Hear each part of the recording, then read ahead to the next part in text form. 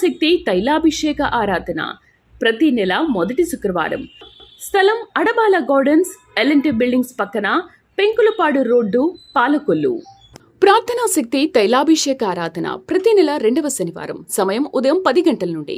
స్థలం కూరగాయల మార్కెట్ ఎదురుగా, government degree college road, Ravulapalem. ప్రార్థనా శక్తి తైలాభిషేక ఆదివారపు ఆరాధన సమయం ఉదయం 8:30 గంటల నుండి. స్థలం వైస్రాయ్ గార్డెన్స్, జుబ్లీ బస్టాండ్ ఎదురుగా, సికింద్రాబాద్. ప్రార్థనా శక్తి తైలాభిషేక ఆరాధన ప్రతి నెల 2వ మంగళవారం. సమయం ఉదయం 10 గంటల నుండి. Sri convention hall, CR Reddy women's college, Vatluru, Eluru. ప్రార్థనా శక్తి తైలాభిషేక ఆరాధన ప్రతి నెల 2వ బుధవారం. సమయం ఉదయం 9 గంటల నుండి. స్థలం airport road, quarry market, Renuka apartment దగ్గర, రాజమండ్రి. ప్రార్థనా శక్తి తైలాభిషేక ఆరాధన ప్రతి నెల 2వ గురువారం. సమయం ఉదయం 10 గంటల నుండి. స్థలం సుబ్బలక్ష్మి కళ్యాణ మండపం, railway new colony, Sri Kanya theatre, Visakhapatnam. ప్రార్థనా శక్తి తైలాభిషేక ఆరాధన ప్రతి నెల 2వ శుక్రవారం. సమయం ఉదయం 10 గంటల నుండి. స్థలం కాపు కళ్యాణ మండపం, ఎన్ఎఫ్సిఎల్ రోడ్, ఆర్టీఓ ఆఫీస్ పక్కన, ఆర్ఆర్ నగర్, కాకినాడ. యేసయ్య నామములో మీకు వందనాలు తెలియపరుస్తా ఉన్నాను. ప్రియులరా, ఈ దినం కొరకు దేవుడు సిద్ధపరిచిన వాగ్దానాన్ని మనం స్వాధీనపరచుకుందాం. పరిశుద్ధ గ్రంథంలో నుండి యెషయా గ్రంథం 58వ అధ్యాయము 14వ వచనాన్ని మనం ధ్యానం చేసుకుందాం. దేవుడు మీకు అద్భుతమైన వాగ్దానాన్ని పరలోకం నుండి ప్రభు అనుగ్రహిస్తూ ఉన్నారు. ఐజయా చాప్టర్ 58 వర్స్ 14లో 4th లైన్ అండర్లైన్ చేసుకోండి. నీ తండ్రి అయిన యాకోబు స్వాస్థ్యమును నీ అనుభవంలో ఉంచెదను. నీ తండ్రి అయిన యాకోబు స్వాస్థ్యమును నీ అనుభవములో ఉంచెదను. దేవునికి మహిమ కలుగును గాక. ఈరోజు వాగ్దానము, మరి యాకోబు స్వాస్థ్యము నీ అనుభవంలో దేవుడు పెడతాను అంటున్నారు. యాకోబు స్వాస్థ్యము అంటే యాకోబు ప్రార్థనలో పోరాడి గెలిచాడు. ఫస్ట్ పాయింట్ గుర్తుపెట్టుకోండి. ప్రార్థనలో, ఎందుకంటే యాకోబు కొన్ని తప్పిదాలు చేశాడు. యాకోబు దేవునికి దూరమయ్యే పనులు తెలిసి తెలియక చేశాడు ఆయన. కానీ ఒక రోజున, ఒక సమయంలో ఆయన దేవుని మీద ఆధారపడి ప్రార్థన చేసినప్పుడు దేవుని సన్నిధానంలో గద్దించబడ్డాడు. నీవు నన్ను ఆశీర్వదించని దేవుడిని అద్భుతంగా అడిగాడు. అంత పెద్ద దేవుడు కూడా యాకోబు చేసిన రిక్వెస్ట్కి, చేసిన ప్రార్థనకి మనసు మార్చుకుని యాకోబుని ఆశీర్వదించాడు. యాకోబు స్వాస్థ్యములో ఫస్ట్ అనుభవం, యాకోబు ప్రార్థనలో పోరాడి విజయము సాధించాడు. అందుకనే యాకోబు మరి బిడ్డలను దేవుడు ఆశీర్వదించాడు. యాకోబుని ఇశ్రాయేలుగా మార్చాడు. యాకోబుని మరి పెద్ద భూస్వామిగా చేశాడు. చరిత్ర బాగా గమనించండి.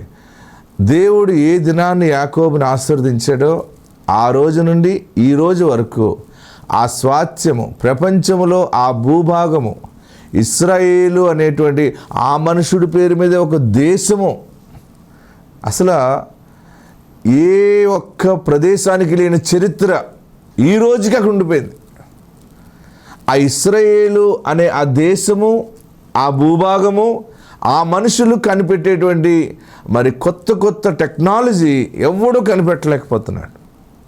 ఏంటంటే దేవుడు యాకోబుని ఆశీర్వదించాడు. ఈరోజు వాగ్దానం ఏంటంటే, అట్టి స్వాస్థ్యము నీ అనుభవములో ఉంచెదను అంటున్నాడు ఆయన. ప్రియులరా, యాకోబుకి ఎలాగ ప్రార్థనలో జయము కలిగిందో, దేవుడు సహాయం ఎలా చేశాడో, యాకోబుని కుమారులకు ఇచ్చి, యాకోబు గొర్రెలను, మందలను అభివృద్ధిపరిచి, సమస్తములో ఒక నూతన ఆశీర్వాదం, ఒక నూతన అభివృద్ధి, ఎక్కడ ఓటమి పాలు కాకుండా జయము పొందటం. తన సంతానంలో నుండి వచ్చిన పిల్లలు బహు జ్ఞానవంతులైపోవటం, ఇవన్నీ ప్రియులరా అసలు ఈ రోజుకి వరకు ఇక అది ఎంత ఆ వైభవం ఎప్పుడు దాకా ఉంటుందంటే, యేసుక్రీస్తు 2వ రాకడ వరకు ఆ యాకోబు స్వాస్థ్యం అలాగే నిలబడుతుంది. మరలా చెప్తున్నాను మీకు ఇంకొక విషయం. ఒకటి, 2వ రాకడలో కూడా 1000 ఏండ్ల పాలన, 2వ రాకడలో ఆయన వచ్చినప్పుడు 1000 ఏండ్ల పాలనప్పుడు కూడా ఆయన సింహాసనం అక్కడే పెట్టుకుంటానన్నాడు ఆయన. అంటే ఒక మనిషిని ఆయన బ్లెస్ చేస్తే ఎన్ని రకాల ఆశీర్వాదాలు వచ్చేస్తాయంటే, అటువంటి యాకోబు స్వాస్థ్యము జస్ట్ నీవు ఎక్స్పీరియన్స్ చేస్తావు. ఆమెన్. దేవుడు నిన్ను భూస్వామిగా చేస్తాడు. ఆ యాకోబు గొర్రెల మేకల మందల వ్యాపారాన్ని అభివృద్ధిపరచాడు. నీ వ్యాపారాన్ని, నీ చేతిని, నీ ఉద్యోగాన్ని దేవుడు నిశ్చయముగా ఆశీర్వదిస్తున్నాడు. ఆయన ఆశీర్వదిస్తే బ్లెస్సింగ్స్ సునామీలో వచ్చి పడిపోతాయి, కొట్టుకుపోతావు అనమాట. రానంత సమయం కొంచెం ఇబ్బంది ఉంటుంది, కష్టం ఉంటుంది, టైట్ ఉంటుంది. కానీ ఈరోజు పరలోకం నుండి దేవుడు నీతో మాట్లాడుతున్న మాట ఏంటంటే, నిన్ను ఆస్తికర్తగా చేస్తాను, నీకు బిడ్డలను ఇస్తాను, బిడ్డలకి జ్ఞానవంతులుగా ఉండేలా చేస్తాను, నీకు అన్ని విషయాల్లో ప్రార్థనలో విజయము కలిగి ఆశీర్వాదం ఇస్తున్నానని ప్రభు చెప్తున్నారు. కనుక యాకోబు స్వాస్థ్యము నీ అనుభవంలో దేవుడు అనుగ్రహించుచున్నాడు. ఆత్మ మీకు తోడుండును గాక. God bless you.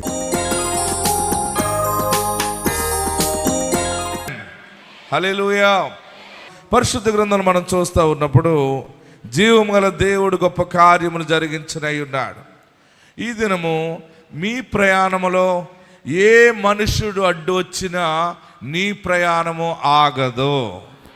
ఆమెన్. ఈరోజు పరిశుద్ధాత్ముడు మనకిచ్చేటువంటి వాక్యము, ఇశ్రాయేలీయుల్ని దేవుడు ఐగుప్తు చెర నుండి తోడుకుని వస్తూ ఉన్నాడు. దేవాతి దేవుడు మోషేని నిలబెట్టి ఇశ్రాయేలీయుల ప్రజల్ని బానిసత్వం నుండి విడుదల చేసి వారు వస్తూ ఉంటే మధ్యదారిలో ఒక రాజు భయపడిపోయి వారిని ఎలాగైనా సరే నాశనం చేయాలనుకున్నాడు. ఎంత ఆలోచన చేసాడో దేవుని బిడ్డలు ఇంకా ప్రబలమైపోయారు. అక్కడ వారందరూ కూడా ఆ దేశంలో ఎక్కువగా ఉండటం వల్ల భయం వచ్చేసి ఆ రాజు ఏం ప్లాన్ చేశాడంటే, వీరందరికీ శాపాన్ని కలగజేయాలి, వీరందరూ ఎక్కువైపోయారు, వీరందరినీ నాశనం చేసేయాలంటే వీరితో నేను కత్తితో కాదు, లేకపోతే నేను బాణాలతో కాదు, వీరితో యుద్ధము చేసి నేను జయించలేను. మరి వీరందరూ నాశనం అయిపోవాలంటే ఏంటి, వీరి ప్రయాణము ఆగిపోవాలంటే ఏంటి, నేనేదో ఒక మంత్రాలు మీద ఆధారపడాలి, ఎవరో ఒకరి దగ్గరికి వెళ్ళి నేను మంత్రశక్తుల్ని ఆహ్వానించి వారి చేత భయంకరమైన శాపము వీరి మీదకి విడుదల చేయాలని ఒక రాజు ప్రణాళిక చేశాడు. ఆ రాజు పేరు బాలాకు. ఆ రాజు పేరేంటి? చదవండి, వాక్య భాగంలోకి వెళ్దాం. సంఖ్యాకాండం 22వ అధ్యాయము. ఆ మనుషుడికి భయం వచ్చేసింది. దేవుని బిడ్డలు ప్రయాణమును ఆపాలి, వారిని నాశనం చేసేయాలి, వారందరూ చనిపోవాలని కోరుకున్నాడు.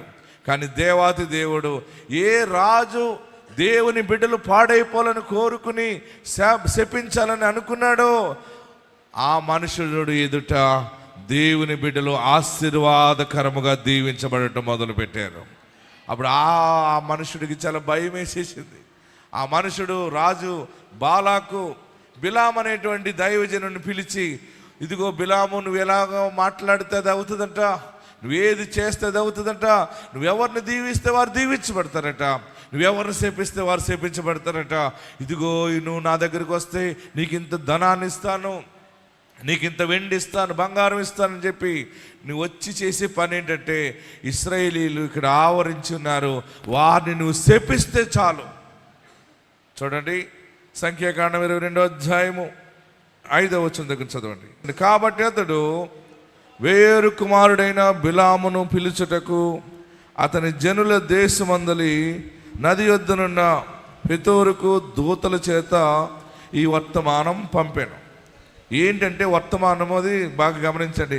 చిత్తగించుము, ఒక జనము ఐగుప్తులో నుండి వచ్చెను, బయలుదేరి వచ్చెను, ఐగుప్తులో నుండి వచ్చెను, వారు ఇదిగో వారు భూతలమును కప్పి నా ఎదుట దిగి ఉన్నారు. ఆమేన్, హల్లెలూయా. గట్టిగా హల్లెలూయా చెప్పండి, ఇంకా గట్టిగా హల్లెలూయా చెప్పండి. రాజు భయపడిపోయాడు. ఇదిగో ఐగుప్తులో నుండి ఒక జనం వచ్చేసింది, ఆ వచ్చిన జనము ఒక వీధిలో లేరు, ఒక గ్రామంలో లేరు, ఒక ప్లేస్లో లేరు, మొత్తం భూతలమును కప్పేశారు. ఆమేన్. ప్రియులరా, ఈ సంవత్సరం నీ కుటుంబ ప్రయాణము, నీ ప్రయాణము అనేక ఆశీర్వాదాలతో ముందుకెళ్ళిపోతుందంతే. రాజులు కూడా అడ్డుకోలేరు నీ దీవెన, అధికారులు అడ్డుకోలేరు నీ దీవెన, నీ ప్రమోషన్ అయినా నీ శుభకార్యమైనా ఎవడు అడ్డుకోలేడు, ఎవడు శపించలేడు, ఎవడు చేతబడి చేసినా, ఎవడు ఏ గొప్ప ప్రణాళికలు చేసినా నిన్ను నడిపించువాడు సర్వశక్తుడు. ఆయన మాట ఇచ్చాడు, దాన్ని నెరవేర్చుచున్నాడు. ఆమేన్.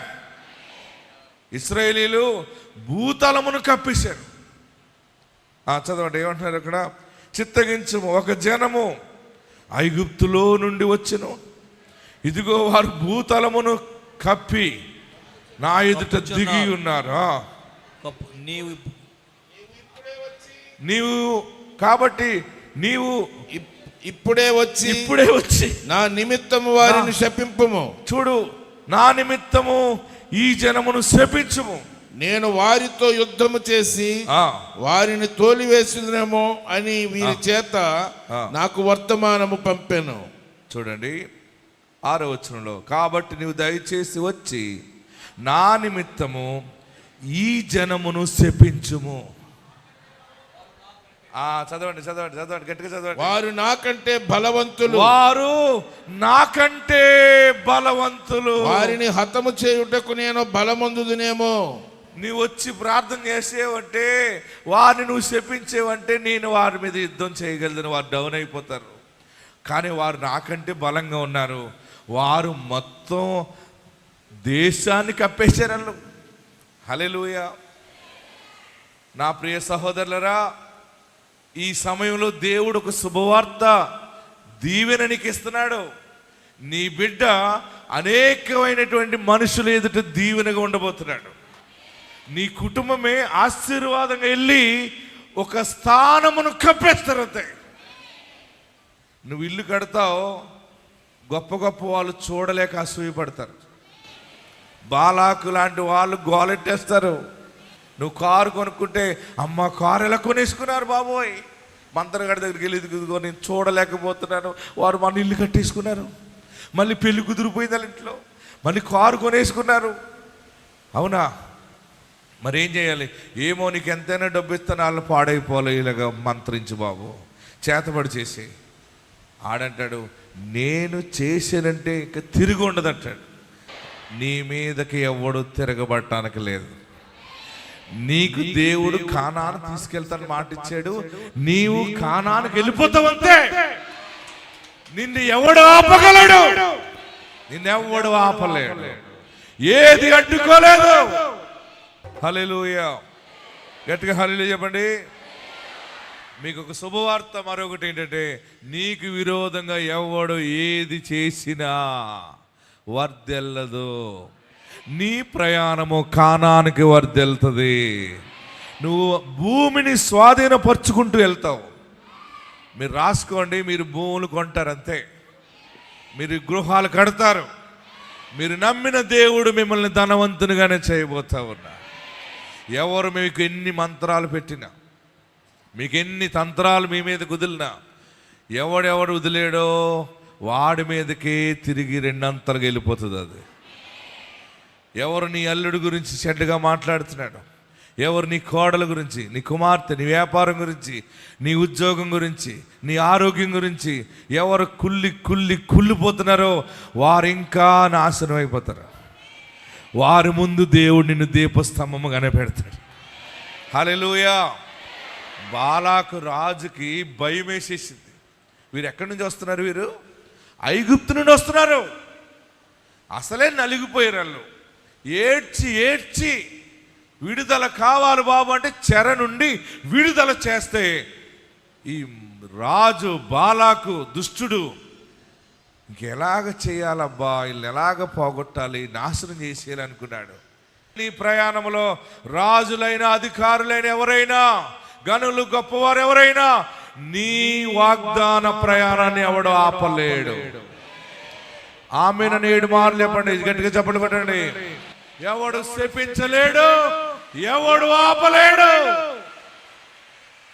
నీ ప్రయాణము సాగుతుంది, నీ ఆలోచన సఫలమవుతుంది. ఆమేన్. అప్పుడు ఏమన్నాడంటే, చదవండి ఇక్కడ, మరలా ఇక్కడికి రండి, మరలా చదువుదాం. అక్కడ 5వ వచనంలో 4వ లైను, చిత్తగించుము, ఒక జనము ఐగుప్తులో నుండి వచ్చెను, ఇదిగో వారు భూతలమును కప్పి నా ఎదుట దిగి ఉన్నారు. నువ్వు భూమి కొంటావు, నువ్వు ఇల్లు కడితే తట్టుకోలేడు ఎవడు కూడా. పైకి మంచిది మంచిది అంటారు, కానీ ఈ సంవత్సరం అందరినీ మనం ఏడిపించే వాళ్ళం అయిపోతాం. ఎవరిని ఏడిపిస్తాం మనం? అసూయపరులు. గట్టిగా చెప్పాలి. మీకు అసలు అసూయ అంటే తెలియదు అన్నట్టు ఎలాగున్నారంటే, మాకు ఏ పాపం తెలియదు, ఇది భూలోకం ఇలాగుంటుందా అన్నట్టున్నారు. మిమ్మల్ని చూసి అసూయ పడట్లేదా? మీకు చెడ్డ చేయట్లేదా? వారికి ఉన్నది ఎవరికి ఉండకూడదు, అంతే.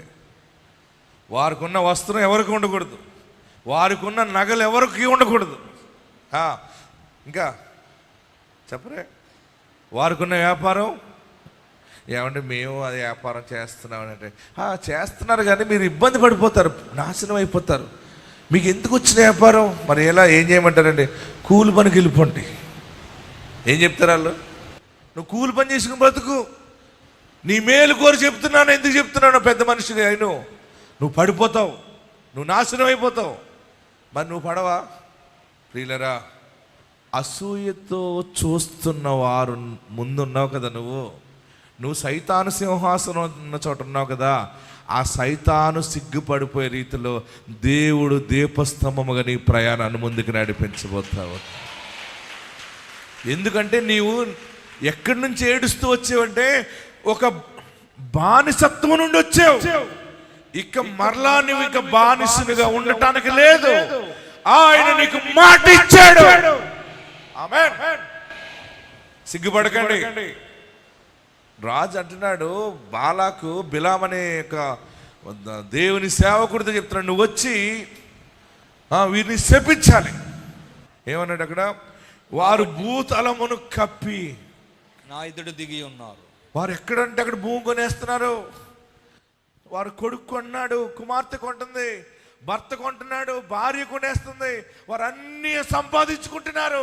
నా వల్ల కాదు, నేను తట్టుకోలేకపోతున్నానని ఏడుస్తారు. అలాగ అనేక మందిని ఏడిపించే వారముగా ఉండబోతున్నాం మనం. అసూయ పరులను ఏడిపిస్తాం, నీతిమంతులను సంతోష పెడతాం. దేవుడు మన పక్షముగా ఉన్నాడు. హల్లెలూయా, హల్లెలూయా.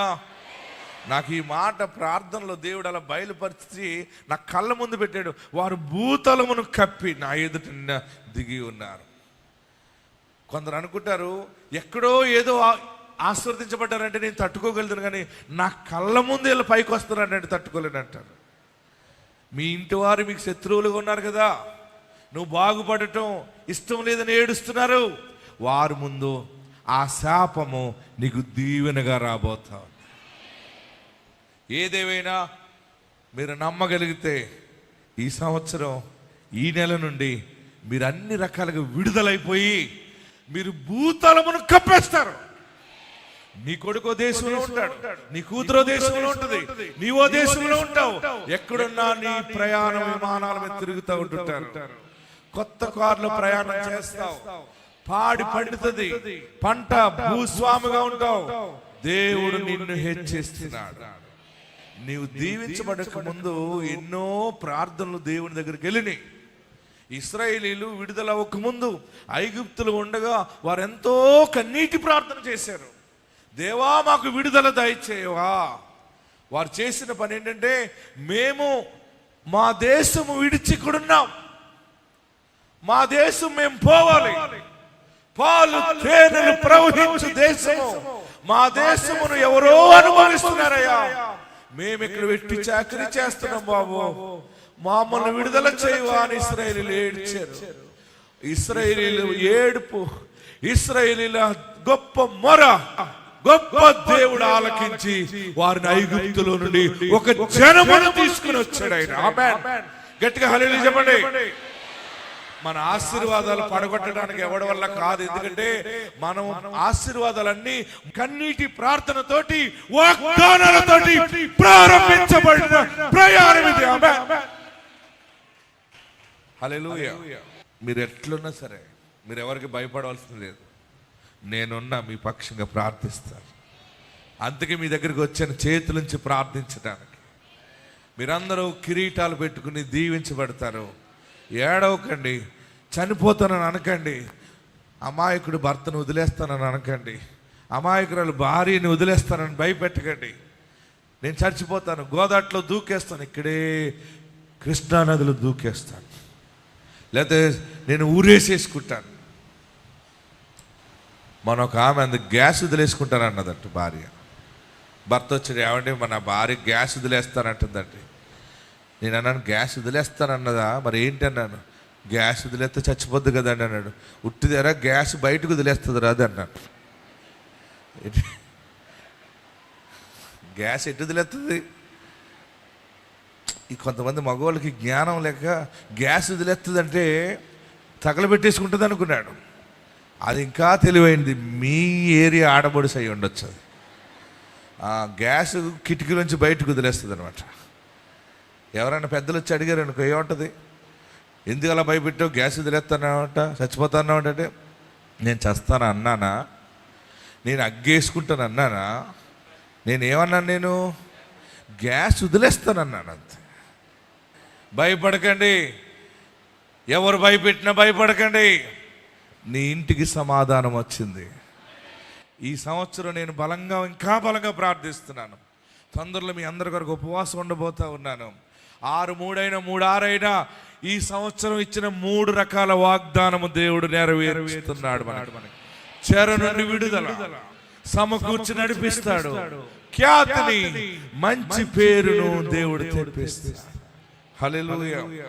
మరొకసారి వారు ఒప్పుకోకపోతే మరలా కవరింపేశాడు. చూడండి, 11వ వచనం చదవండి, మరలా చదవండి, గట్టిగా మైక్ తీసుకోండి. చిత్తగించుము, చిత్తగించుము, ఒక జనము ఐగుప్తు నుండి బయలుదేరి వచ్చెను. ఎంత టెన్షన్ అయిపోతున్నాడు చూడండి. చిత్తగించుము, ఒక జనము ఐగుప్తు నుండి బయలుదేరి వచ్చెను. వారు భూతలమును కప్పుచున్నారు. అక్కడ పైన ఏమనంటే భూతలమును కప్పి ఆల్రెడీ కప్పారు. ఇక్కడ ఏమనంటే ఇంకా కప్పుకుంటూ వచ్చేస్తున్నారు. హల్లెలూయా. నీ ఎదుగుదలను చూసి ఏడ్చే రోజులు శత్రువుకి వచ్చింది. ఆమేనని చెప్పండి. మీ పొలము దీవించబడుతుంది, నీవు ఆరోగ్యంగా ఉంటావు, నీ పిల్లలు ఎదుగుదల ఆశీర్వాదంగా ఉంటుంది. భయపడకండి. ఇక్కడ అంటున్నాడు, ఆ శత్రువు అయిన బాలాకు రాజు ఊర్చుకోలేకపోతున్నాడు, అలాగని యుద్ధము చేయలేకపోతున్నాడు. తప్పని పరిస్థితులు ఏం చేస్తున్నాడు, మాట్లాడుతున్నాడు.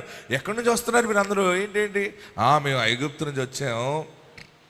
ఐగుప్తు నుంచి మీరు ఫరో దగ్గర నుంచి ఎలా వచ్చారు? దేవుడు మాకు తోడై ఉన్నాడు, మాకు మాట ఇచ్చాడు, మీరు అడుగు పెట్టు స్థలం మీకు ఇస్తానన్నాడు అని చెప్తే, అమ్మ బాబోయ్, అడుగు ఇక్కడే పెట్టారు, పెట్టకెళ్ళు, ఎక్కడ నా దేశంలో పెట్టారు. ఇక్కడే అడుగు పెట్టడమే కాదు, మొత్తం డేరాలే చేస్తున్నారు. డేరాలు వేయటమే కాదు, వేసుకుంటూ పోతున్నారు. వేయటమే కాదు, ఇక్కడ నారులు నాటేస్తున్నారు. ఆమేన్, హల్లెలూయా.